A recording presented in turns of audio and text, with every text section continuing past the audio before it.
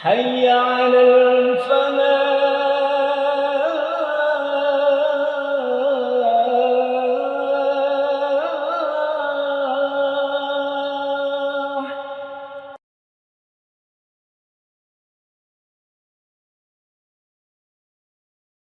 Bismillahirrahmanirrahim. Assalamualaikum warahmatullahi wabarakatuh. Innal hamdalillahi nahmaduhu wa nasta'inuhu wa nastahdihi wa nastaghfiruh wa na'udzu billahi min shururi anfusina wa sayyiati a'malina. May yahdihillahu fala mudhillalah wa may yudlil falan tajida lahu waliyan mursyida wa asyhadu an la ilaha illallah wahdahu la syarika lah wa asyhadu anna nabiyyana wa imamana wa qurrata a'yunina Muhammadan abduhu wa rasuluh arsalahu Allahu rahmatan lil alamin. Salawatullahi alaihi wa ala alihi wa sahbihi wa man sara ala nahjihi wa taba'a sunnatahu ila yaumiddin. Ya ayyuhalladzina amanu taqullaha haqqa tuqatih wa la tamutunna illa wa antum muslimun. Rabbi shrah li sadri wa yassir li amri wahlul 'uqdatam min lisani yafqahu qawli. Subhanaka la ilma lana illa ma 'allamtana innaka antal alimul hakim wa tub 'alaina innaka antat tawwabur rahim. Bismillah tawakkaltu 'ala Allah wala haula wala quwwata illa billah. Dari sekian pertemuan yang kita adakan pengajian bulanan khususnya bagi saya pribadi, kita sudah sampai pada bab al-amanah. Panjang lebar sudah kita bahas apa itu amanah dalam agama kita, yaitu segala sesuatu yang dibebankan oleh Allah berupa perintah-perintahnya untuk kita jalankan, itu amanah. Segala sesuatu yang berbentuk larangan-larangan Allah untuk kita hindari, itu juga amanah. Kemudian jamaah sekalian, wa sya'nin min amrid dini wad dunya, perkara-perkara yang terkait dengan urusan agama dan dunia, ini juga adalah amanah yang Allah bebankan kepada kita. Panjang lebar saya sudah membahas amriddin, perkara-perkara agama. Di agama itu ada akidah, ada iman. Untuk kita kawal terus-menerus iman dan akidah kita ini. Di agama ada ibadah. Monggo kita pelajari bagaimana pemahaman dan kualitas ibadah yang kita laksanakan selama ini. Ini amanah. Di agama ini juga ada akhlak. Dan bahkan inti dari agama itu, misi utama Rasulullah turun ke dunia ini, bahkan sentuhan-sentuhan akidah dan ibadah yang kita laksanakan itu ujung-ujungnya juga berbicara masalah akhlak. Sampai Nabi mengatakan, innama bu'ithtu liutammima mahasinal akhlak atau makarimal akhlak. Ini juga amanah. Jadi seorang muslim yang beragama itu, yang memegang amanahnya, akidahnya dijaga, ibadahnya dijaga, akhlaknya pun juga dipelihara. Dalam agama itu juga ada muamalah. Kita makhluk sosial, pasti bermuamalah satu sama lain di antara kita. Di muamalah itu ada jual beli, di muamalah itu ada pernikahan, di muamalah itu ada utang piutang dan lain sebagainya. Dan inilah kajian-kajian fikih kita yang paling banyak dibahas oleh ulama-ulama fikih adalah babul muamalah seperti ini. Di agama juga nanti kita akan, namanya manusia, masing-masing kita punya nafsu, punya keinginan, punya nalar, ada kesalahpahaman di antara kita. Agama juga turun di situ untuk memberikan kaedah-kaedah hukumnya. Baik perdatanya ataupun pidananya, kita kaitkan semuanya dengan maunya Allah Subhanahu wa taala. Wa man lam yahkum bima anzalallah fa ulaika humul kafirun dan lain sebagainya. Ini juga sudah saya bahas panjang lebar di beberapa pertemuan yang lalu. Kemudian wa amrid dunya, urusan dunia. Itu pun juga sudah kita bahas. Di dunia ini kita punya rumah. Di atas bumi yang kita injak ini kita punya kendaraan. Rumah dan kendaraan kita itu titipan Allah.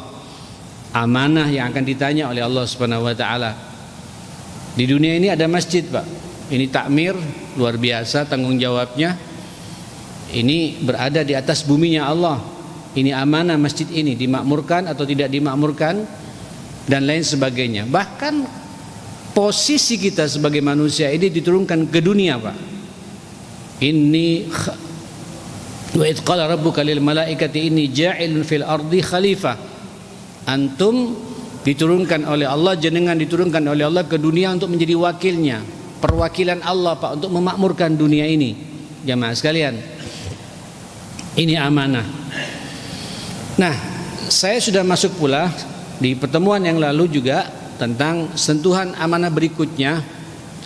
Walaupun sebenarnya kalau bicara amanah ini kemana-mana, ma'asyar muslimin. Amanah fisik, kedua mata ini amanah, kedua telinga ini amanah, mulut dan lisan kita ini juga amanah, otak dan pikiran kita juga amanah, dan begitu seterusnya. Tangan, kaki, kemana meraba, kemana menulis, apa yang kita gerakkan tangan ini, kaki melangkah kemana, itu amanah semua dari Allah Subhanahu wa taala.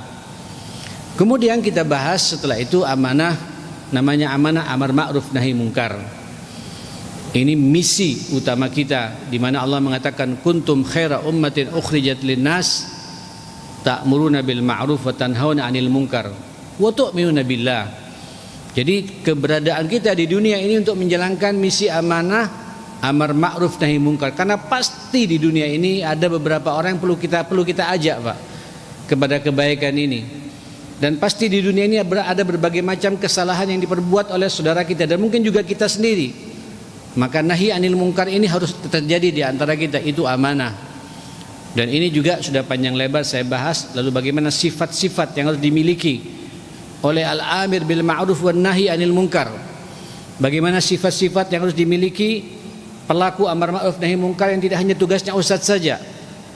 Punya ilmu, ada kelembutan, adil, sabar, dan proporsional hikmah dalam kita menyampaikan misi amar ma'ruf nahi mungkar ini. Saya tidak perlu membahas lagi. Terakhir pembahasan kita adalah ma'asyar muslimin adalah amanah al-aulad. Amanah keluarga. Di keluarga itu ada yang namanya anak, jamaah sekalian, anak kita. Anak ini, jamaah sekalian, ini sudah saya bahas sebagiannya di pertemuan yang lalu. Satu sisi amanah, naam, beban yang Allah titipkan kepada kita untuk melanjutkan keberlangsungan hidup ini, karena kita akan mati, Pak. Setelah itu kita akan diganti oleh anak kita. Masalahnya pengganti kita lebih baik tidak dari kita, sama tidak dengan kita, atau kebalikannya lebih buruk dari kita. Kita akan diminta pertanggungjawabannya oleh Allah Subhanahu wa taala. Anak ini satu sisi amanah, tapi di sisi yang lain karunia besar dari Allah Subhanahu wa taala.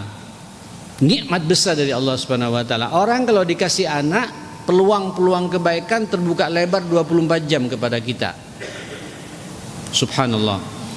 Kalau kita memahami, Pak, ya, menikmati karunia anak yang Allah berikan kepada kita. Yahabu liman yasha'u inatha wa yahabu liman yasha'u dzukur. Allah memang yang telah memberikan, menghibahkan kepada kita, mengkaruniakan kepada kita anak perempuan atau anak laki-laki. Ini semua pemberian dari Allah Subhanahu wa taala yang harus kita kawal, kita jaga bersama-sama. Nah, saudara, kita harus paham dalam kandungan Al-Qur'an itu, ini kita bicara amanah anak. Amanah dalam konteks anak, jamaah sekalian. Anak itu digambarkan dalam Al-Qur'an dengan 4 macam model, jamaah sekalian. Ada anak yang menjadi qurratu ain bagi kita, pelipur lara bagi kita, penyejuk mata bagi kita. Dan ini tidak kun fayakun, ya. Bahkan secara khusus sampai Allah menyuruh kepada kita untuk berdoa, Pak. Redaksi doanya pun juga datang dari Allah Subhanahu wa taala. Saya berani mengatakan dan menyampaikan di mana-mana, zalim, Pak, kita ini. pada diri kita sendiri, pada anak kita, kalau kita setiap hari tidak berdoa dengan doa yang diajarkan Allah langsung kepada kita, sampai diletakkan untuk menjadikan anak kita yang qurratu ain sudah berdoa khusus, dan diletakkan pada sifat terakhir dari sifat ibadur rahman di ayat terakhir surat Al-Furqan itu, wa ibadur rahmanil ladzina yamshuna al ardi hauna wa idza khatabahumul jahiluna qalu salama. Terus terakhir apa jamaah sekalian? Walladzina yaquluna rabbana hab lana min azwajina wa dhurriyyatina qurrata a'yun waj'alna lil muttaqina imama. Itulah mereka-mereka, kata Allah, yang akan mendapatkan curahan rahmat dari Allah, yang setiap hari dia mengangkat tangannya dan berdoa munajat kepada Allah. Yaqulun, terus penerus Pak, pakai fi'il mudhari. Rabbana, ya Allah Tuhan kami, hablana min karuniakan dari istri kami, pasangan hidup kami, wa dzurriyyatina, dan anak-anak kami, qurrata a'yun, penyejuk mata bagi kami semua. Luar biasa jamaah sekalian. Nah, cuma kita kan tahu Bapak, qurrata a'yun ini, doa ini untuk menjadikan anak qurratu a'yun ini kan doa ya. Doa memang betul silahul mukmin, senjata terakhir orang beriman. Itu Pak, kalau antum baca bab doa itu terakhirnya Pak, setelah ada usaha-usaha maksimal dari kita untuk menjadi sosok ayah yang punya tanggung jawab amanah yang tinggi untuk mengawal perkembangan hari demi hari, pekan demi pekan, bulan demi bulan, tahun demi tahun perkembangan anak kita. Disekolahkan di mana, siapa temannya, sudah bisa baca Quran atau tidak, ya. Kemudian sudahkah saya kasih rezeki yang halal atau tidak. Ini kan semua amanah Pak, yang kita tujukan semuanya fokuskan buat anak-anak kita, ma'asyar muslimin. Setelah itu sampai sudah berdoa, karena sebaik-baiknya kita menjaga anak, tetap kita ini manusia Pak, anak kita juga manusia. Dan yang menarik, anak kita kan tidak selamanya 24 jam dalam pantauan kita. Nanti mereka sekolah Pak, di sekolah bertemu dengan temannya, ragam pula temannya di situ jamaah sekalian. Yang di SMP, yang di SMA, apalagi di perguruan tinggi. Kita tanamkan begitu indah nilai-nilai agama ini, tapi di kampusnya berubah jamaah sekalian. Maka satu-satunya untuk terus menerus kita optimis anak kita jadi qurratu ain ini, doa Pak kepada Allah Subhanahu wa taala. Walladzina yaquluna rabbana hab lana min azwajina wa dzurriyyatina qurrata a'yun waj'alna lil muttaqina imama. Luar biasa. Nah, ikhwatal iman, ini juga tidak simsalabim. Makanya orang tua Pak, kita sebagai orang tua ini kalau sudah bicara anak, ma'asyar muslimin, sudah bicara anak Pak ya, ini memang tugas kita yang paling utama. Kita bekerja untuk apa Pak? Saya perhatikan banyak ini yang orang pulang dari kantor, tasnya masih dibersamai oleh jenengan semua, ma'asyar muslimin. Ujung-ujungnya untuk apa Pak? Untuk sebagian rezeki kita berikan pada anak kita. Sebagian rezeki kita Pak untuk membayar uang sekolah anak-anak kita, ya, untuk membayar SPP mereka, uang pangkal mereka, daftar ulang mereka, dan lain sebagainya. Itu tidak sia-sia ma'asyar muslimin. Itu semua punya catatan di mata Allah Subhanahu wa taala. Tinggal sampean bertanya, Pak, rezeki yang saya cari ini rezeki yang barokah tidak? Rezeki yang halalan thayyiban tidak? Ini bentuk amanah ya akhi. Kenapa? Saya tidak ingin 1 rupiah pun, 1 suap pun masuk ke mulut anak saya sesuatu yang tidak jelas. Karena nanti akan punya pengaruh terhadap perkembangan fisiknya, jiwanya, pikirannya, bahkan akhlaknya Pak, kepada anak-anak kita. Qurratu ain yang digambarkan oleh Allah Subhanahu wa taala ini, ma'asyiral muslimin, itu memang tidak kun fayakun. Day by day Pak, minute by minute, jam per jam ya Mas sekalian, hari demi hari kita pantau. Orang tua yang cerdas, orang tua yang bijak, orang tua yang punya orientasi akhirat, ma'asyiral muslimin, kita Pak, Sudah tidak memikirkan diri kita lagi jemaah sekalian. Naam, ada perhatian pada diri kita. Ku anfusakum jelas Pak. Tapi setelah itu wa ahlikum. Ya apa anakku? Bagaimana jundi-jundiku ini? Generasiku ini? Saya selalu mengatakan kalau kita bicara sukses yang sebenarnya dalam hidup ini bukan sukses karir Pak. Kalaupun kita butuh dengan karir itu, dengan karir Pak kita meleluasa nanti bisa mengendalikan amal-amal kebaikan ini kalau kita punya misi yang jelas. Sukses itu bukan hanya sukses keilmuan. Walaupun kita semua butuh ilmu Pak. Siapa tidak butuh ilmu?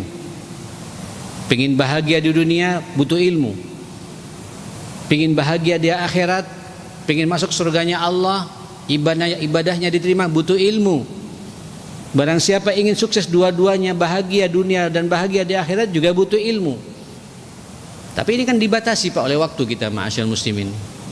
Pertanyaannya sekarang Pak, apakah ilmu kita bermanfaat? Monggo tanyakan pada diri kita saat ini ma'asyarul muslimin. Rata-rata kita sarjana loh Pak, S1, mungkin juga ada S2, mungkin juga ada S3 di antara kita. Bertahun-tahun, belasan tahun kita mencari ilmunya Allah. Ada tidak kontribusinya buat agama ini? Buat kemanusiaan ini ma'asyarul muslimin. Ilmu Pak, butuh ilmu kan tidak butuh? Ya.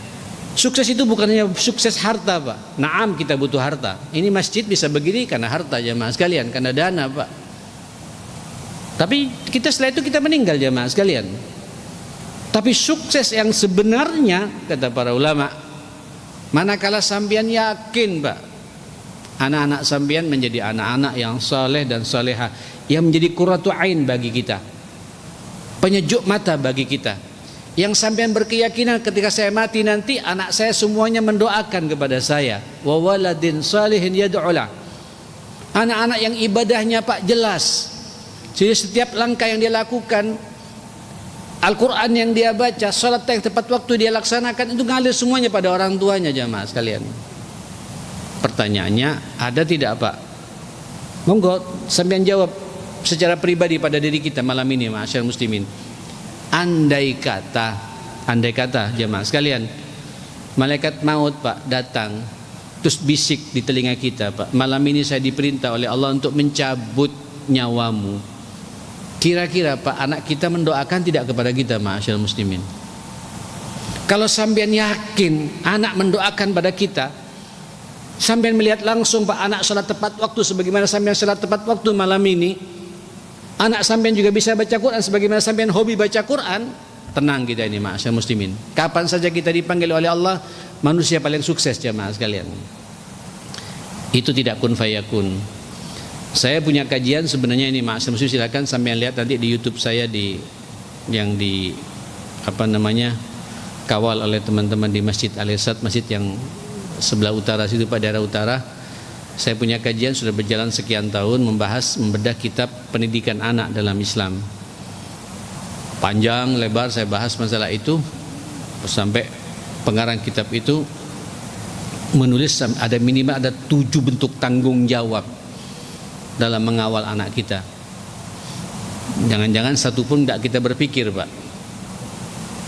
Pertama, mas'uliyah at-tarbiyah al-imaniyah, tanggung jawab pendidikan, menanamkan iman kepada anak-anak kita. Bagaimana iman dan akidah anak-anak kita, termasuk juga ibadah anak-anak kita. Mas'uliyah at-tarbiyah al-akhlaqiyah, al-khuluqiyah, tanggung jawab pendidikan moral, akhlak anak-anak kita. Ya. Setelah imannya baik Pak, bagaimana akhlak anak kita? Ini ada pembahasannya. Ya.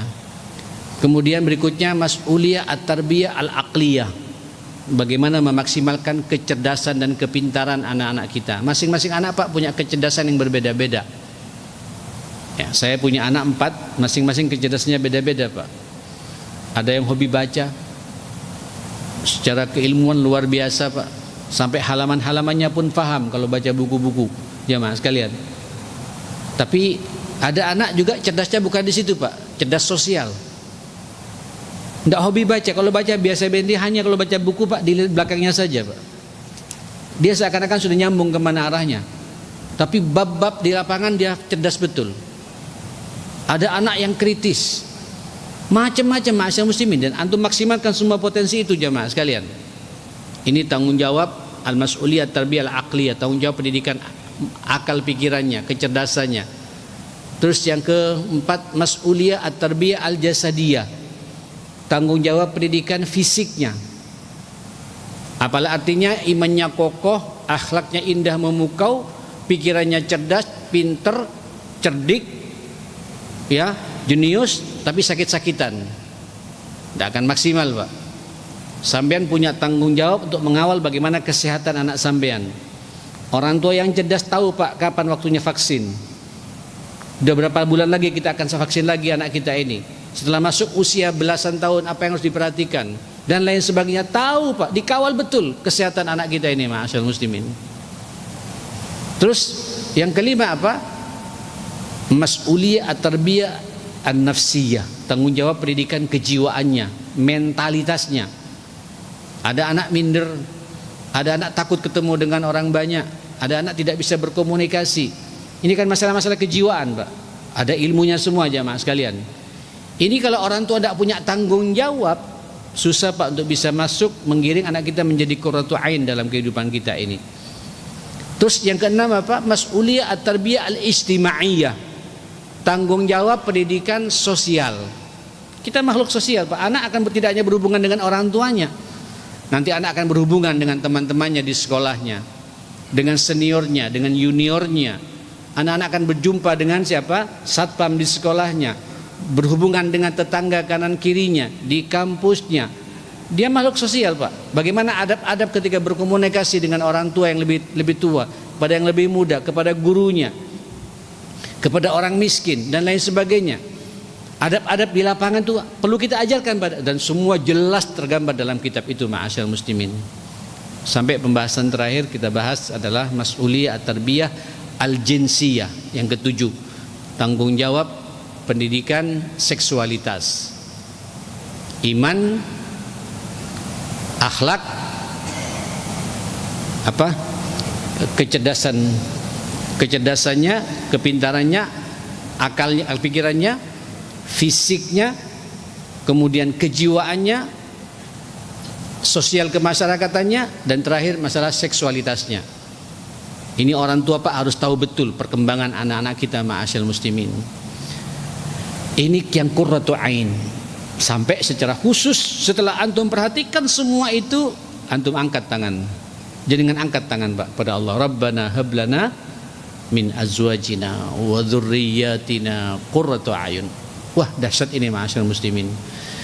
Kalau sampai kemudian bisa memasuki semua itu, anak ketemu jenengan, Pak, sangat hormat pada jenengan, dicium tangan kita tiap hari, didoakan kita tiap hari, sholatnya tepat waktu, Qur'annya dibaca tiap hari.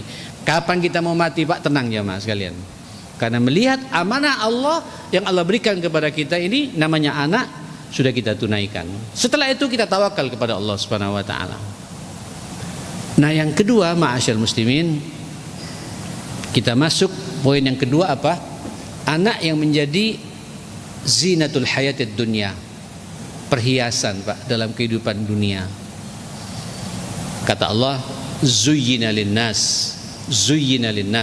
hubbus syahawati minan nisa'i. Saya tidak akan bicara masalah wanita, Pak, tapi wal banin, anak, Pak. Anak kadang-kadang ini membuat jadi hiasan, Pak. Terhias diri kita, terhibur diri kita. Atau dalam ayat yang sering kita dengar, al-malu wal banuna, surat apa ini? Surat Al-Kahfi, ya. Al-malu wal banuna zinatul hayatid dunya. Ya. Harta dan anak ini merupakan perhiasan kehidupan dunia. Pak, Ibu, Saudara, para pemirsa yang dimuliakan Allah dimanapun berada, zina itu apa? Bukan zina, Pak, ya. Kalau zina itu kan na'udzubillah perbuatan dosa besar, tapi zina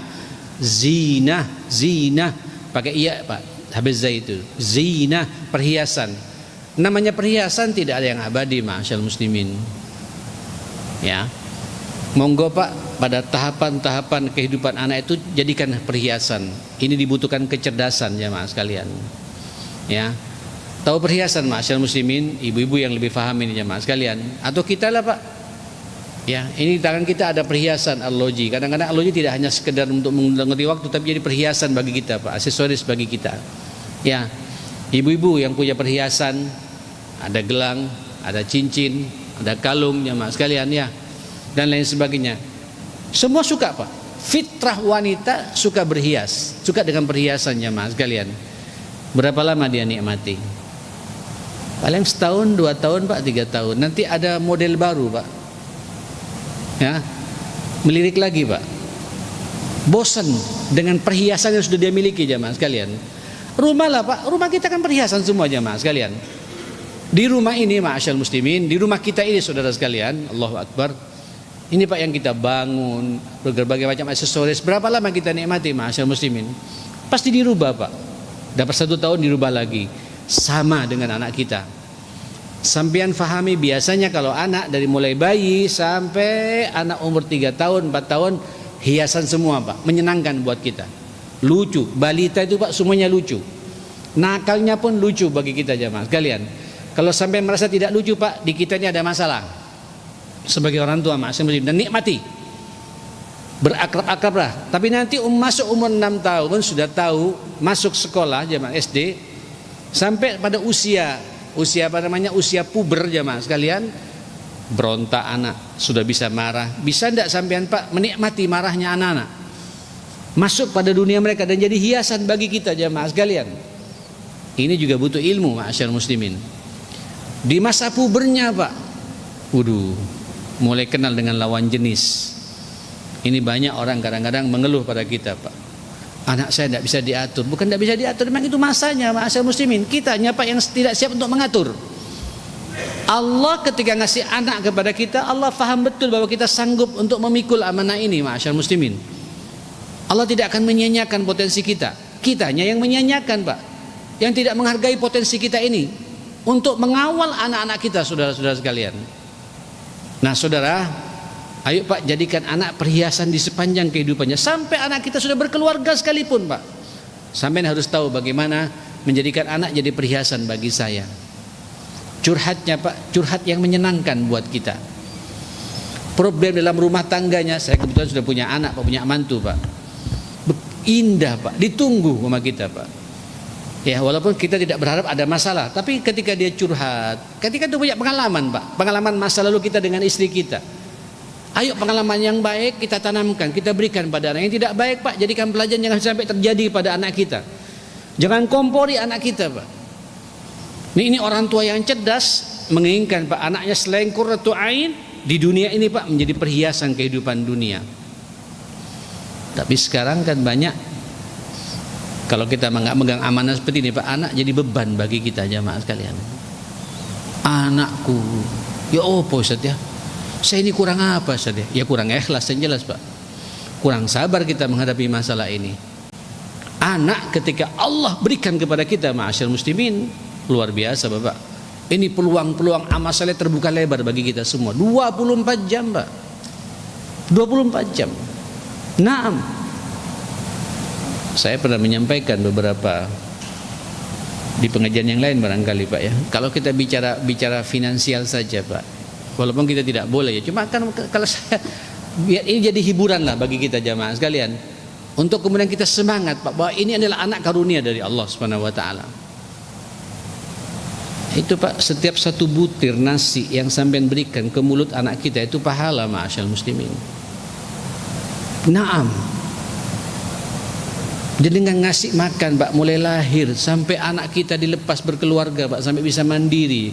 Anggaplah dipukul rata-rata 25 tahun Pak. Setiap harinya kita kasih 3 porsi piring Pak, diberikan pada anak kita, sarapan pagi, makan siang dan makan malam. Satu piring itu berapa ribu butir ma'asyar muslim, berapa ribu pahala kita berikan pada mereka. Belum lauknya Pak, belum dagingnya, belum tahu tempenya, belum telurnya Pak, belum ayamnya Pak, belum ikan lautnya jamaah sekalian, belum Pak. Ini dari apa yang kita makan saja itu Pak. Itu deposito sampean di akhirat ma'asyar muslimin. Peluang amal saleh bagi kita. Jangan dirusak Pak amal-amal begitu sampean nuntut pada anak. Papa kurang apa? Mama kurang apa? Hati-hati jamaah sekalian. Ngalir saja Pak. biar jadi perhiasan dalam kehidupan kita ini, ma'asyar muslimin. Ini peluang amal saleh. Sakit Pak, senyum sampean. Anak sakit, tidak ada ceritanya anak menyengaja untuk menyakitkan dirinya Pak, sehingga dia harus masuk rumah sakit opname Pak, muntah-muntah, diare segala macam karena salah makan. Tidak ada ceritanya anak Pak menyengaja dirinya untuk sakit. Itu cara Allah Pak, supaya kita bisa berinfak di jalan Allah. Infak terbaik itu yang kita berikan kepada keluarga sendiri Pak. Kan ada hadisnya ya, dinarun tasaddaqta fi sabilillah wa dinarun tasaddaqta fi miskin wa fil yatim, dan lain sebagainya Pak.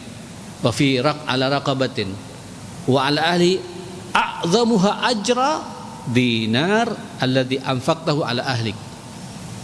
Dinar Pak, uang yang saya berikan, sampean berikan kepada orang miskin, kepada anak yatim, kepada janda-janda yang tidak mampu. Dinar yang sampean berikan untuk tegaknya agama Allah segala macam, dan dinar yang sampean berikan kepada keluarga, dan dengannya keluarga bisa salat, bisa sekolah dengan benar, yang paling besar pahalanya itulah uang yang sampean berikan kepada keluarga, ma'asyal muslimin.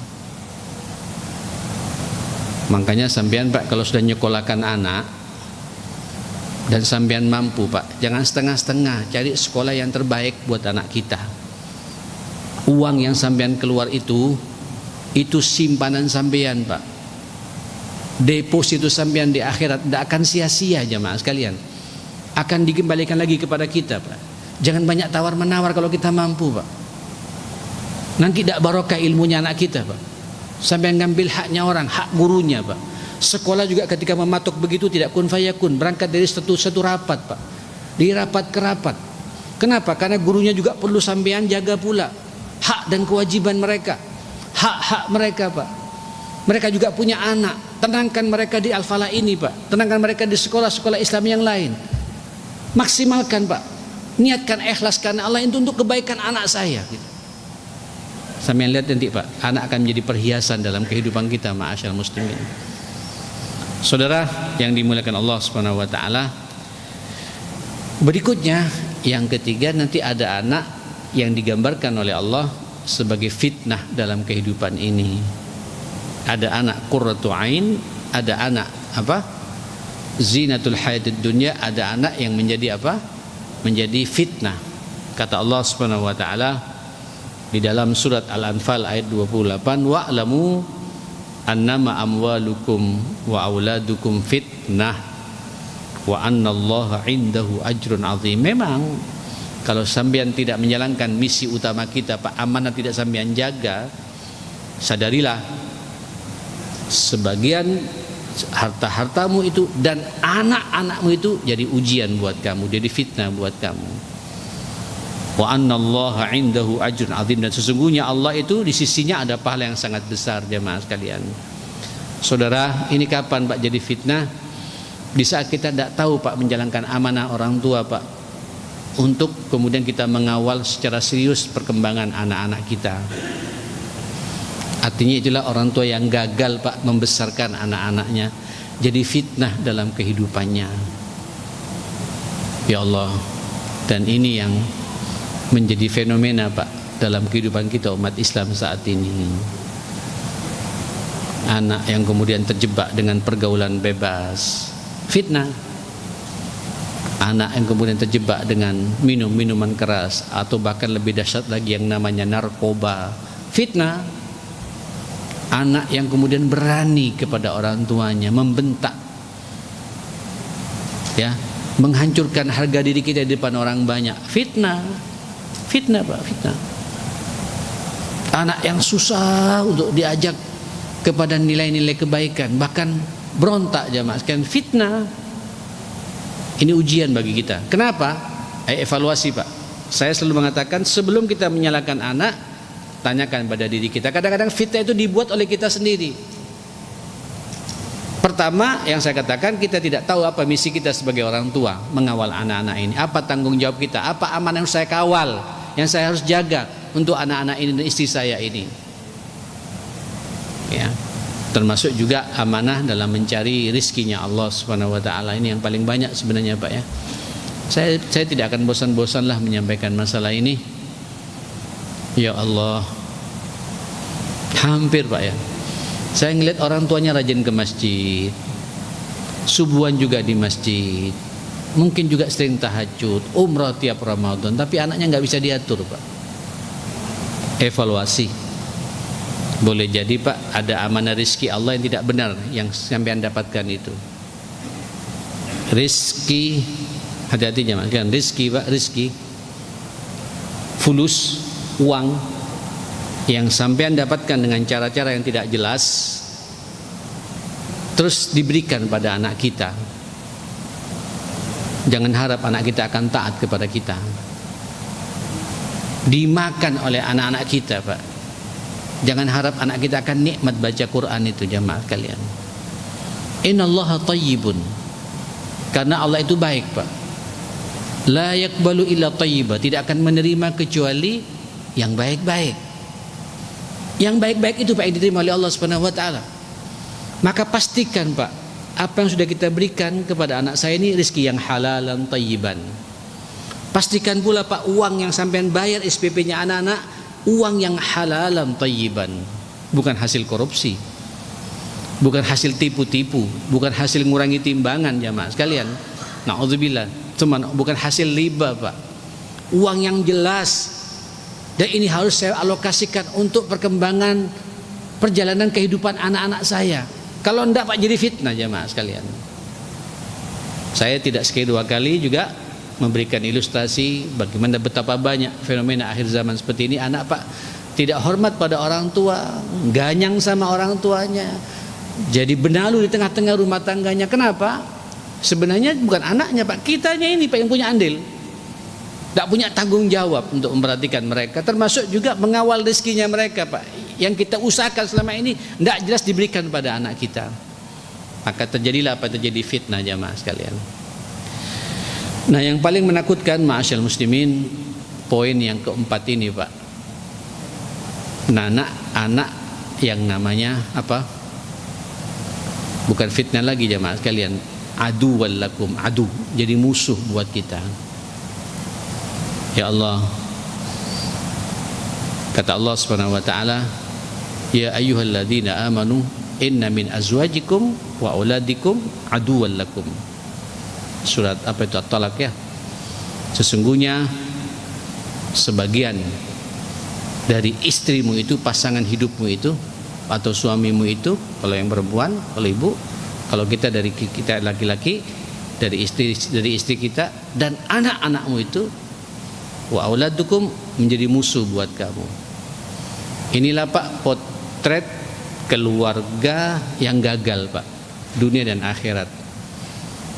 Ini di dunia fitnah terus menjadi musuh, bahkan kadang-kadang bongkar-bongkaran aurat satu sama lain, Pak, sampai puncaknya pecah rumah tangga itu, jamaah sekalian. Ketika pecah, sering membuka aib satu sama lain. Anak jadi penonton, Pak. Anak tidak punya figur dalam hidupnya, jamaah sekalian. Apa yang terjadi? Anaknya ada kebencian pada salah satu di antara orang tuanya itu. Ema benci kepada ibunya, ema benci kepada bapaknya. Tidak punya figur yang jelas. Nanti pada hari kiamat apa kata Allah? A'udzubillahi minasyaitonirrajim. Fa idza ja'atis sakhah yauma yafirrul mar'u min akhihi wa ummihi wa abihi wa sahibatihi wa bani likulli imri'in minhum yawma idzin sya'nu yughnih. Na'udzubillah. Dan apabila datang nanti hari yang mencekikkan itu, hari kiamat maksudnya, jamaah sekalian, yafirrul mar'u min akhihi, orang akan lari dari saudaranya, dari kakaknya, dari adiknya. Kenapa? Takut berjumpa, Pak, di sidangnya Allah, di pengadilannya Allah.